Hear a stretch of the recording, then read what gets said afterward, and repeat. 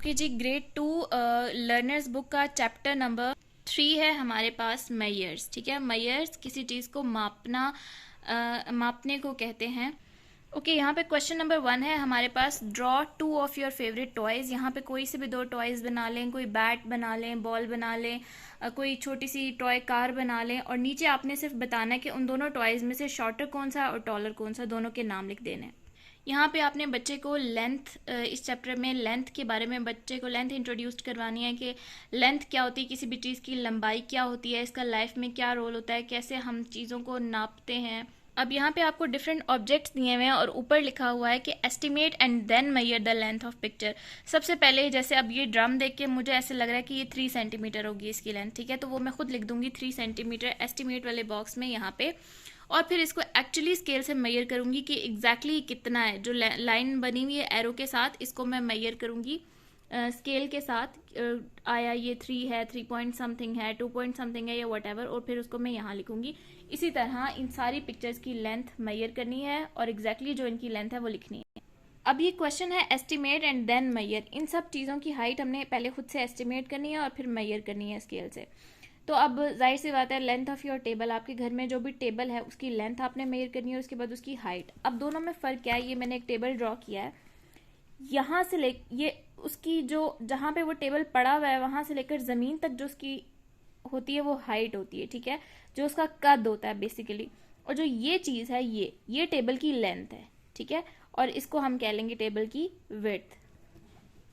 इसी तरह the height of the door, किसी भी रूम का एक डोर ले लें, विड्थ उसकी डोर की बतानी है, वो आप नीचे से मेजर कर सकते हैं। The distance from your table to the door, जो आपके घर में टेबल पड़ा है उसका डोर से डिस्टेंस कितना है। The height of your chair, और चेयर की जो हाइट। अच्छा, यहाँ हमें कुछ लेडर्स दी हुई है और हमने बताना है कि इनमें से कौन सी 2 लेडर्स को ज्वाइन करें तो ये वाली हाइट्स बनती हैं। ठीक है, तो 14 मीटर कब बनेगी, जब हम 8 मीटर और 6 मीटर वाली लेडर को ऐड करेंगे, यानी जोड़ देंगे। 26 मीटर हाइट कब बनेगी, जब 20 मीटर और 6 मीटर वाली लेडर्स को आपस में जोड़ देंगे। 25 वाली के लिए 11 प्लस 14, 11 मीटर वाली एंड 14 मीटर, और इसी तरह ये रिमेनिंग 2 भी आप कर सकते हैं। क्वेश्चन नंबर 4 है, the rope is 24 metre long है। ये जो हमारे पास रस्सी है, ठीक है, अगर उसमें से 14 मीटर रोप कट कर दी जाए तो कितनी बचेगी, तो 24 में से 14 माइनस कर देंगे तो 10 मीटर रोप। अब आपने ये जो मार्क है ना, कलर्ड में मार्क, ये सिर्फ बतानी है कि कितने सेंटीमीटर है। तो अब जैसे अब आपके पास ये स्टार्ट ही 3 से हो रहा है, तो आप इस यहाँ से इसको 0 कंसिडर करेंगे। 0 1 2 3 4 5 6 7 8 9 10 11 12, तो 12 सेंटीमीटर। इसी तरह ये रिमेनिंग भी आप कर सकते हैं। ठीक है,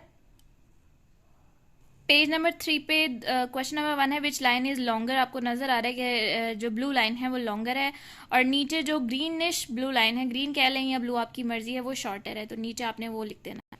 उसके बाद एस्टिमेट करनी है और मेजर करनी है। जो लेंथ है, कलर्ड लेंथ हमें दी हुई है, और उसके बाद ये जो रेक्टेंगल्स हैं इनकी भी लेंथ को आपने स्केल से मेजर करके लिख देना है कि ये कितने सेंटीमीटर हैं।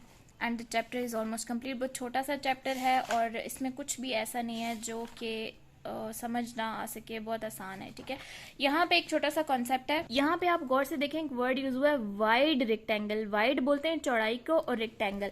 अब रेक्टेंगल 2 तरह का होता है, एक हमारे पास ऐसे लेंथी रेक्टेंगल और एक ये वाइड रेक्टेंगल। ठीक है, जिसकी विड्थ यूं ज्यादा होती है।